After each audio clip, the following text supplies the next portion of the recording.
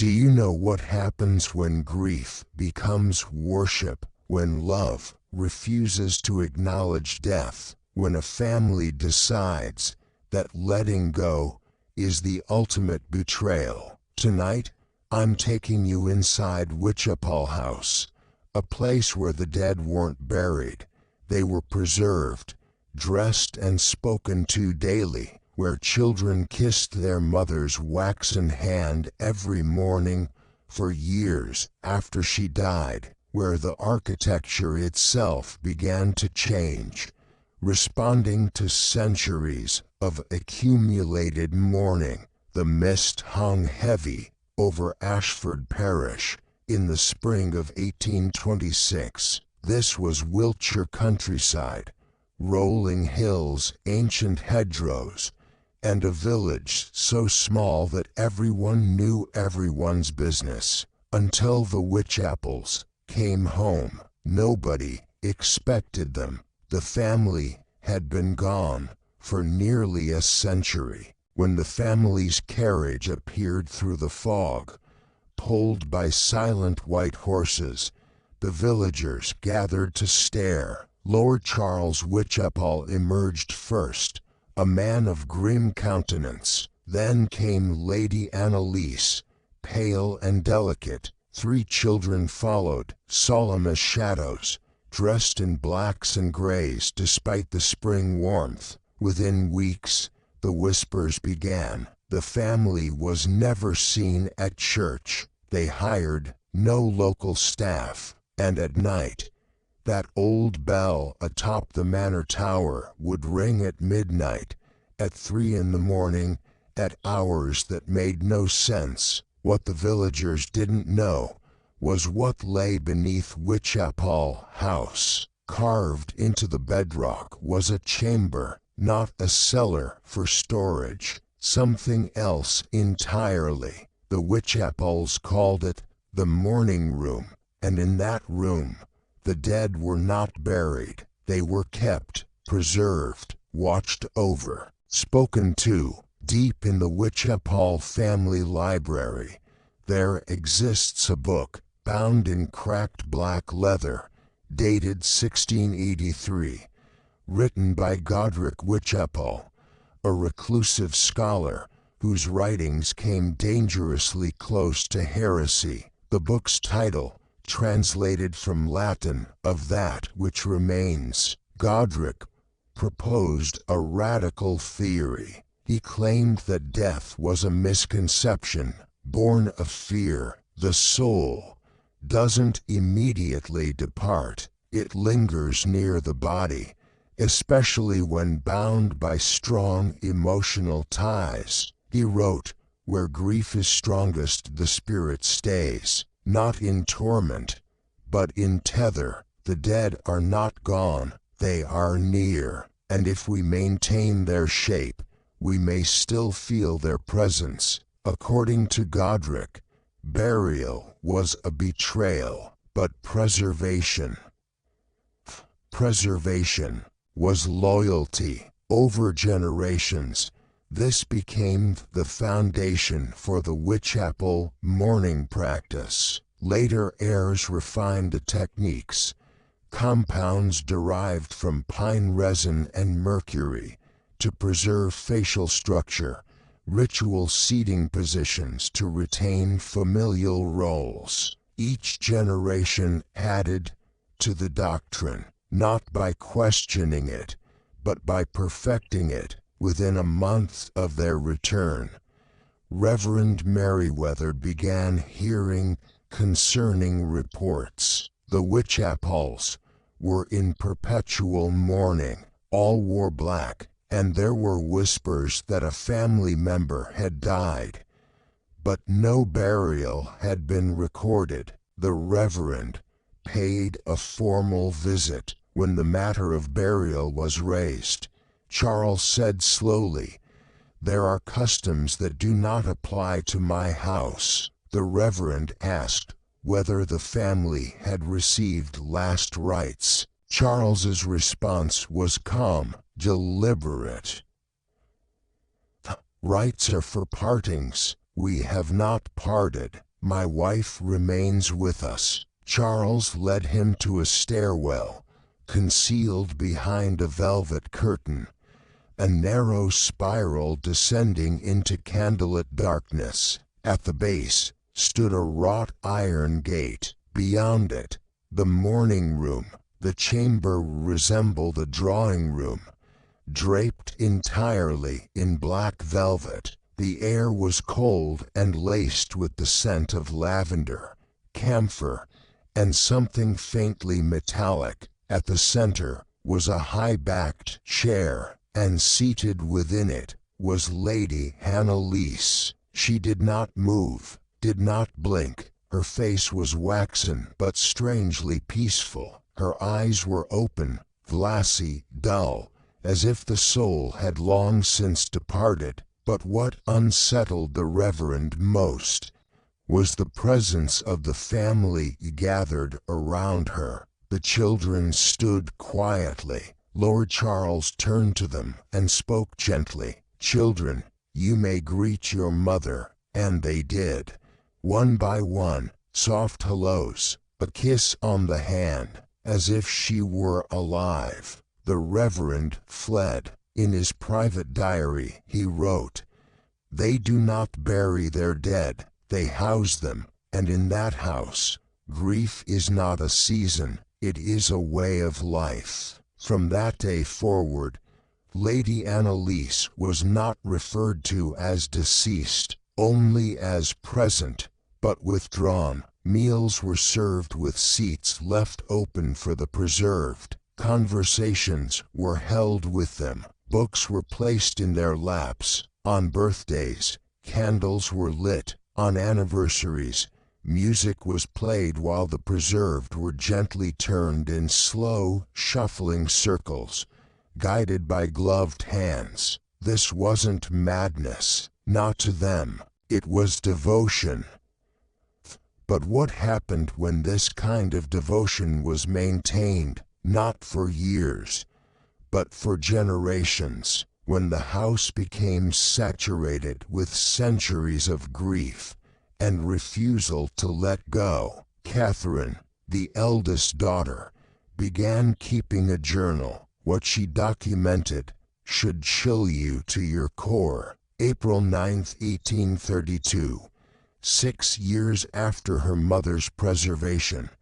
Father insists we greet her before breakfast. I kissed her hand this morning and felt the coolness in my bones for hours after. June 27, 1832. I dream of her at night. She says, "Tell him to stop. Tell him I want to rest." I wake with the smell of camphor in my hair. July 12, 1832. Father touched my cheek and said, "You're so still these days, Catherine, so graceful, almost ready." Ready for what? The final entry, August 14, 1832.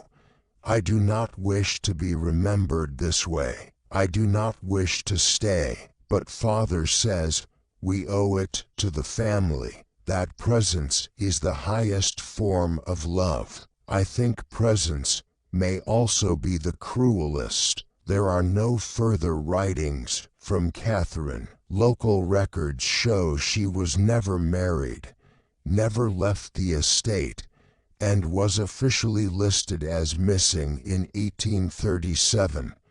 Though no search was made, visitors to Witchapel House in the 1840s noted a new addition to the morning room, a young woman seated beside Lady Annalise, dressed in a soft lavender gown, her hands resting gently on a sketchbook in her lap. Catherine had become what she feared most. In 1834, a young servant named Edward Blake noticed things others ignored. The corridor that was never swept, the meals prepared for those who never ate, and the door at the far end of the east wing, narrow, iron-bound, its keyhole crusted with age. When he asked about it, the steward simply replied, That room is not for the living. On a fog-thick morning, Edward slipped away with a spare key. The door opened. The scent hit him first, not rot, but preserved time. The room was lined with stone shelves, and on those shelves were bodies, but these were not like those in the morning room, not posed, not honored. These were unfinished, wrapped in cloth, faces half covered, some missing eyes, others missing limbs. Then Edward saw the newest edition. Laid across a metal slab was a woman's body in a faded lavender gown. Her mouth had been sewn shut. Catherine. The door closed behind him. Charles stood there, holding a lantern. You looked too deeply, Edward, and now you must stay with the others. Edward Blake was never seen again. Years later, a carpenter claimed to hear faint knocking from within the wall behind the black door. 3 knocks, pause, 3 more, then silence. By 1841, an anonymous letter arrived at a magistrate's office containing impossible details, names, dates, descriptions of rooms, even a crude sketch of a woman seated in a high-backed chair. Beneath it, she watches still. A delegation investigated. When they asked about Lady Annalise, Charles hesitated. She is indisposed,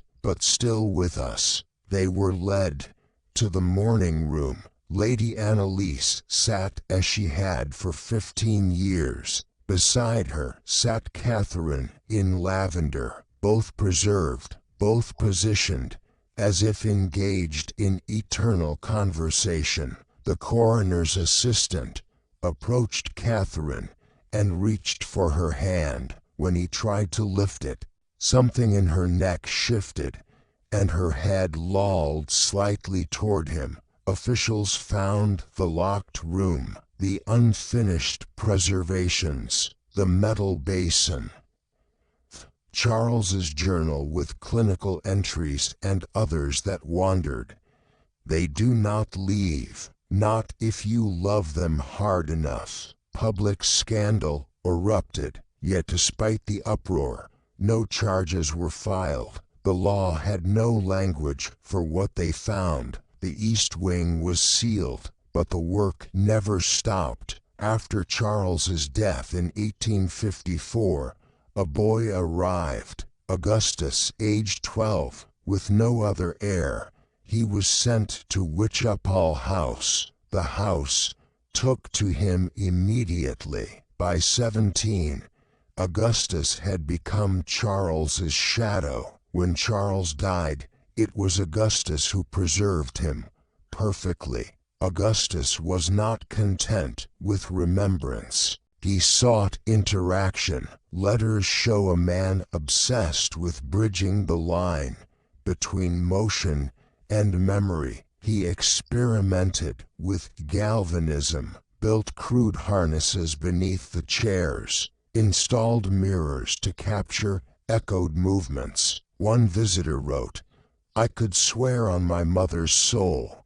The old man Charles turned his head toward me as I passed. The mirror behind him flickered, and in it I saw not just his reflection, but my own face, smiling back at me with his mouth." Augustus wrote, "We are not meant to lose. I have felt them speak through me. I have moved their hands." By the 1860s, Augustus had sealed nearly the entire East Wing. The morning room became a labyrinth. New staircases appeared where none had existed. One surviving sketch depicts the layout with a note: "There is one room that cannot be entered directly. You must pass through remembrance, then ritual, then silence. Only then may you find the heart." The heart, what Augustus named the room at the center of the sealed wing,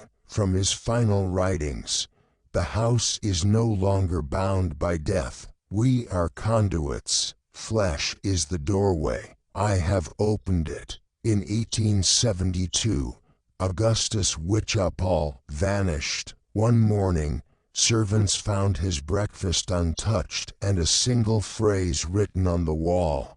She speaks. After Augustus's disappearance, the estate should have fallen into decay, but then the reports began, not of hauntings, of changes. In 1876, Dr. Emery Lewin entered the house with 2 assistants to study its psychological effects. He exited alone. 48 hours later, his assistants were never found. His journal contained one legible phrase: "The house folds in on itself. It remembers your path." Architects reported rooms that shifted position between visits. Priests felt watched, not by spirits but by the walls themselves. In 1878, surveyors mapping the East Wing recorded spatial contradictions. The wing's interior area exceeded its exterior walls by over 40 square feet. This wasn't just impossible, it was growing. Theories circulated that Augustus had succeeded in turning the estate into a vessel for presence, that the house now functioned as a memory engine, trapping emotion and ritual like fuel. In 1883, scholar Elias Hawthorne entered promising to map the mind of the house. He was never seen again. Weeks later, an envelope arrived containing a crude spiral made of names. Every name corresponded to a Witchapel family member. At the center, Catherine. Beneath the spiral, still seated. By 1890, locals claimed to hear the organ playing at dusk.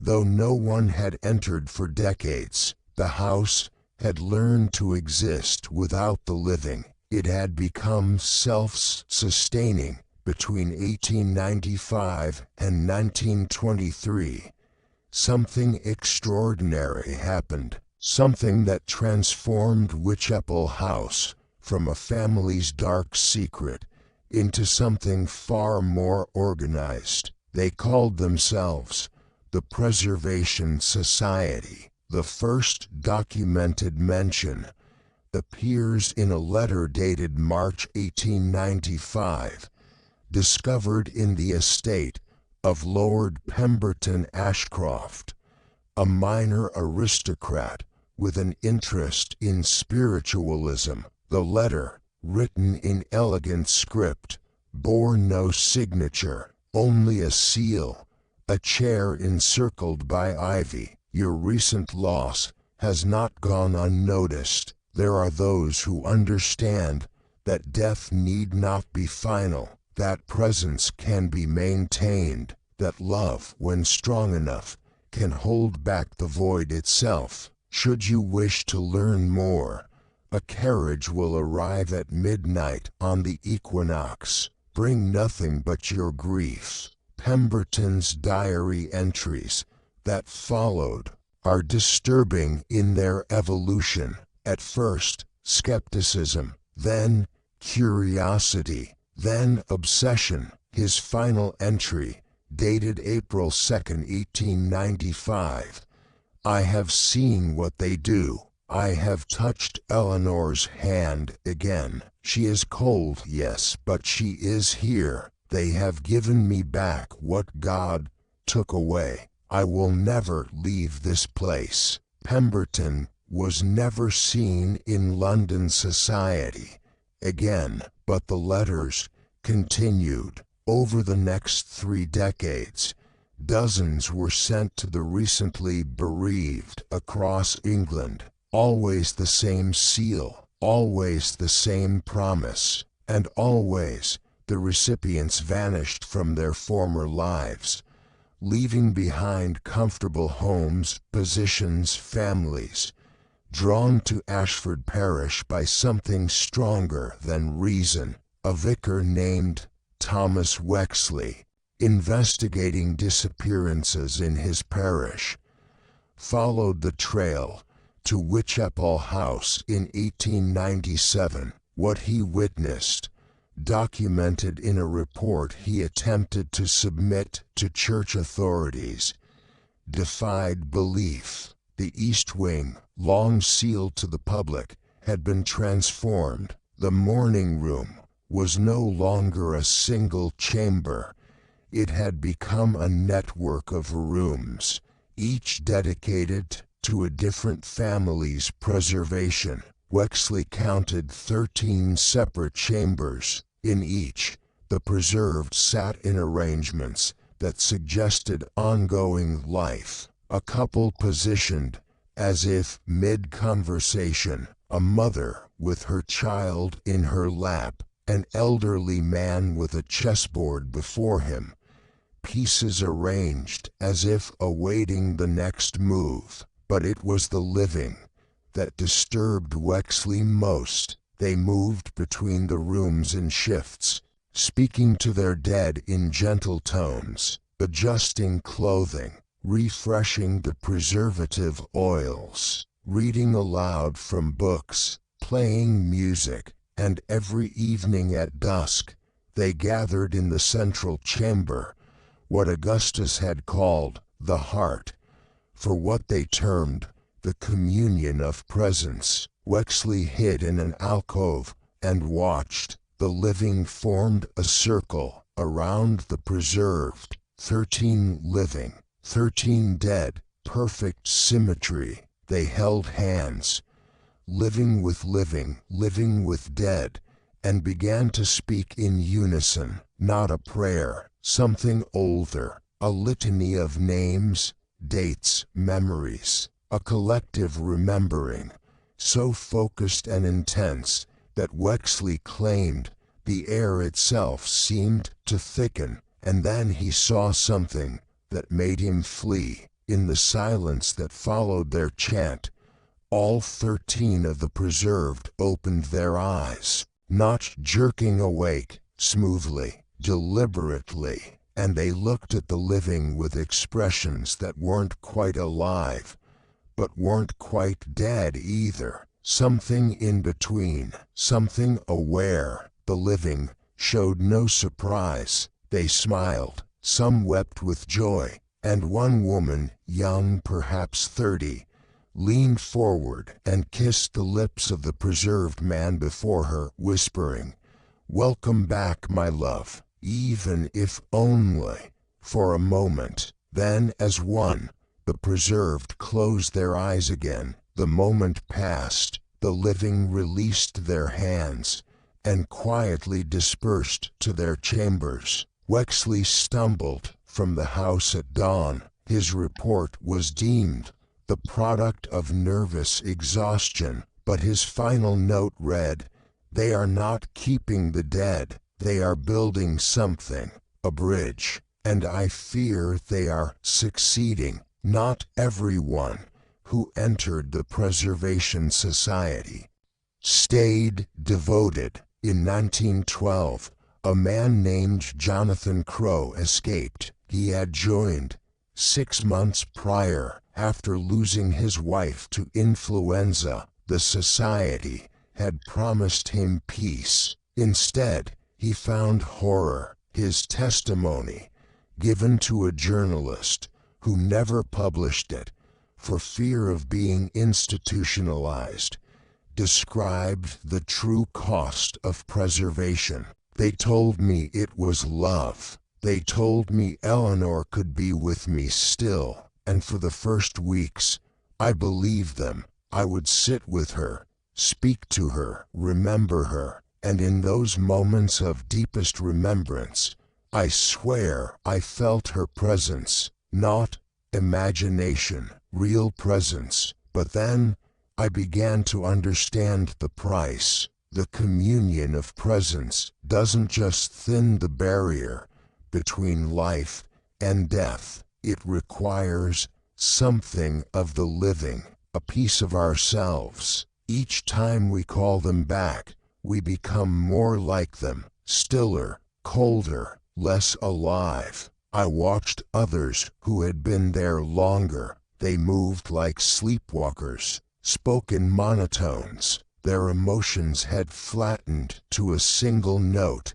devotion. They were becoming vessels, empty of everything except the need to remember and the preserved. God help me, I saw them move, not into communion, in between, when no one was watching. Small movements, a finger twitching, an eye tracking you as you passed. Once I could swear I saw Eleanor's lips move, forming words. Run. The house was feeding on us, using our grief as fuel to animate the dead, not bringing them back to life, but creating something in between, puppets of memory and longing. I fled in the night. I left Eleanor there, and the guilt of that nearly destroyed me. But I know that what sits in that chair wearing her face is not my wife. It's what the house made from my love for her. Jonathan Crow died in 1915 under suspicious circumstances. His body was found in his locked flat, positioned in a chair facing the window, facing southwest toward Ashford Parish. On his chest, someone had placed a single sprig of lavender. Between 1921 and 1979, a curious pattern emerged in psychiatric records across the UK. Scattered cases shared one chilling similarity: dreams of a house they had never seen. The earliest account came from Eleanor Pritchard. In 1921, she began sketching the same floor plan over and over: a corridor lined with portraits, a circular room of black drapery, a woman seated in silence. Eleanor had never been to Wiltshire, yet when shown an archived sketch of the morning room from 1845, she whispered, "I've walked there." Over 5 decades, similar cases arose: a mechanic who dreamed of a spiral staircase, a nun who claimed a voice in the mirror who asks questions, a child who insisted, "Mother is already sitting in there, but she doesn't blink anymore." Most had no connection to each other, no ties to the Witchapel bloodline, yet they dreamed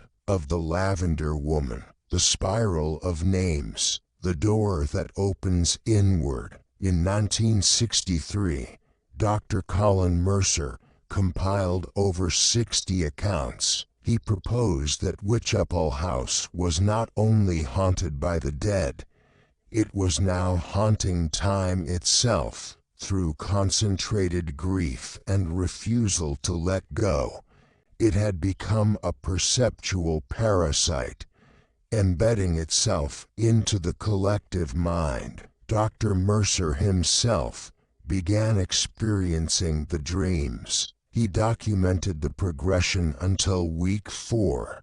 "I saw her. I said her name, without knowing I knew it. Catherine." In 1971, Dr. Mercer disappeared. Only one item was left: a sketch of a spiral staircase, drawn in blood. The dreams clustered in circles, centered around one fixed point on the map: Ashford Parish. Even with its doors sealed, the house had found a new hallway, one that ran through the human mind. In 2010, a woman living in Brighton, an ordinary teacher named Lydia Carrington, began to dream. A long corridor candles flickering, the scent of violets, and always a woman in a lavender dress watching her. Then one day, a letter arrived, thick parchment, sealed in wax. Inside, a deed to a property in Ashford Parish. An enclosed note read, "It remembers, so must you." She found Witchapel House, hidden behind ivy and iron gates. The door opened when she touched it, not unlocked, opened. Inside the dust lay thick, but there was no decay, everything untouched, as though the residents had simply stepped out. Then she found the morning room. It was exactly as she had dreamed. At the center, a single empty chair. All the others were occupied. She knew their names. She shouldn't have, but she did. Annalise, Charles, Catherine, Augustus. When she stepped forward, a memory not hers clicked inside her. The way Charles hummed while sealing eyes shut with wax. The scent of silver thread as Catherine's lips were bound. She sat. The final chair fit her, as though it had waited. In the mirror she saw herself, not alone but joined. Her reflection flickered. In the space where Catherine once sat, she saw a girl with eyes like hers. The girl smiled. Then Lydia heard the voice, not aloud but within. "Presence must be earned, and you, child, are faithful." She found Catherine's journal, now open to a page she'd never written, but recognized as hers. The handwriting was her own. "The house no longer keeps the dead, it keeps the ones who remember." Lydia Carrington was reported missing in November 2010. A brief search was conducted. Her flat was found empty, cleared out methodically, as if she'd planned to leave. The case went cold, but a hiker in 2012 claimed to see candlelight in the upper windows. When police investigated, they found nothing, but noted the front door, previously locked, was now slightly ajar. In 2015, a property developer entered with a surveyor and architect. All three exited within 20 minutes, visibly shaken. The developer later said off the record, "There are people in there, sitting. One of them looked like she was waiting for us. Young woman, dark hair. She smiled when we came in, not a friendly smile, a knowing one." In 2019, a package arrived at the British Library. Inside was a leather journal. The first entry was dated 1832. Catherine Witchapel's handwriting. The last entry was dated 2011. Lydia Carrington's handwriting. Between them, entries from others, names no one recognized, dates spanning centuries, all describing the same experience: arriving at the house, entering the morning room, sitting in the chair that waited, and choosing to stay. The final entry in Lydia's hand: "If you dream of this place, do not be afraid. You have been chosen to remember, and in remembering, you will never be alone." Is Witchapel House haunted? Yes, unquestionably, but not in the way we typically understand hauntings. This isn't about spirits trapped by trauma. This is about a place that has absorbed so much concentrated grief that it's developed something like consciousness. Memory made architecture. The Witchapels believed that devotion could preserve the dead. What they created was something far stranger: a house that learned to preserve itself, to call out to those who would continue its purpose, to find new caretakers across time and distance, through dreams and inherited longing. Lydia wasn't abducted, she wasn't murdered, she was welcomed because she, like those before her, had spent her life carrying grief she couldn't name. And when the house recognized that in her, it opened its door. According to recent reports from locals, the lights are on again, candles in the windows at night, the bell ringing at odd hours, and every so often, someone new arrives, alone, carrying nothing. They knock on the door, it opens, and they're never seen again, not because they've died, but because they found what they were looking for. A place where grief never ends, where memory never fades, where the people you love never truly leave. Have you ever had a dream about a place you've never been? A house with corridors that shift, a room where someone sits, unmoving, watching? Have you ever woken up with the smell of lavender and camphor and something faintly metallic? Have you ever looked in a mirror and, just for a second, seen someone behind you who wasn't there when you turned around? Because according to the records, the dreams don't just happen to people with Witchapel blood, they happen to anyone who carries the right kind of grief, the kind that won't let go. The house can sense that, and once it does, it begins to call, not with words, with images, feelings, the growing certainty that somewhere, in a place you've never been, there's a chair waiting, and all you have to do is sit. In 2023, a graduate student researching Victorian mourning practices attempted to visit Ashford Parish. Her car broke down 2 miles from the estate. While waiting, she wandered into the woods. There, carved into dozens of trees along the path leading toward Witchapel House, she found the same phrase repeated over and over. We remember you. Not rest in peace, not gone, but not forgotten. We remember you. Present tense, as if the trees themselves had learned the doctrine. She took photographs, dozens of them, but when she tried to develop them, every single image showed the same thing. An empty chair, centered in the frame, waiting.